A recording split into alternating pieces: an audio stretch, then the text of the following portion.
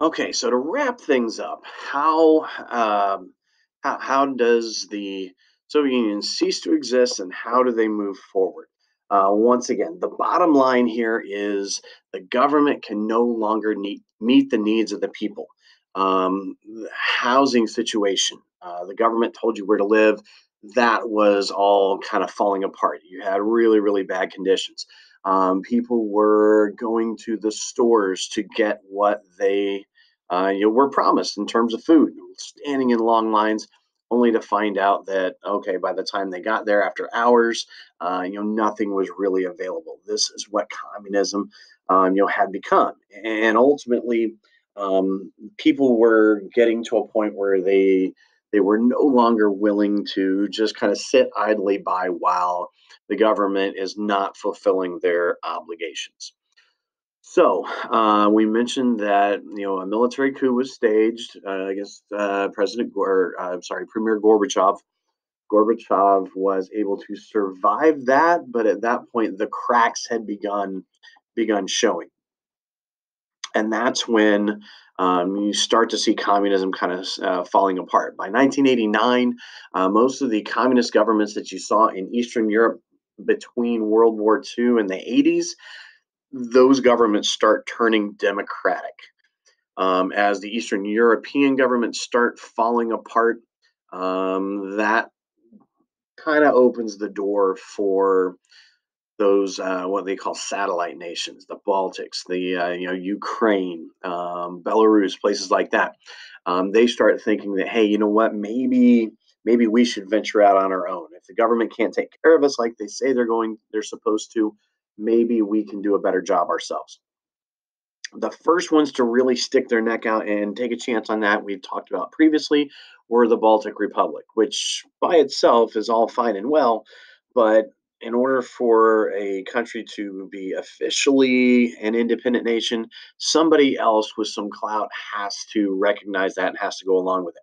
Not long after the Baltics said, hey, we want to leave, President George H.W. Bush, here of the United States, went on TV, officially said, hey, these places have declared their independence. We recognize it.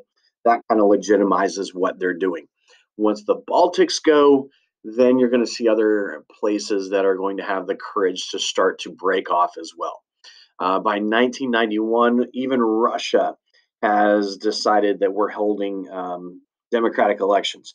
Boris Yeltsin becomes the first democratically elected president. Did not have the best track record. Didn't was not seen in the best light in a lot of political circles, but he was somebody that was pro democracy.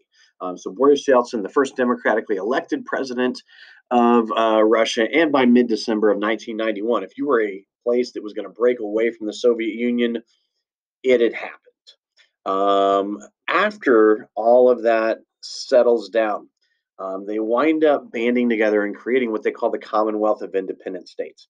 Essentially, think like the European Union, but for former Soviet nations. Each country was going to have their own government, their own constitution. They made their own decisions, but they all kind of understood that, hey, we have for a really, really long time depended on each other economically. Depend on Ukraine for food. We depend on a different each different country had a different thing that they were kind of known for. This is what they provide the Soviet Union with.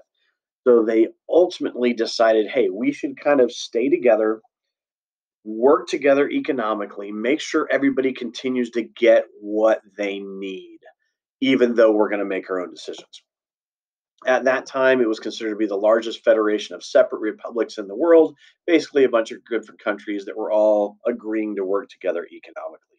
And because of that, you wound up going from the Soviet Union, which is all of the areas that are colored in here, to all of these different independent states. In the next unit, we'll get into these countries and we'll get into these countries. But as of 1991, the Soviet Union officially no longer exists.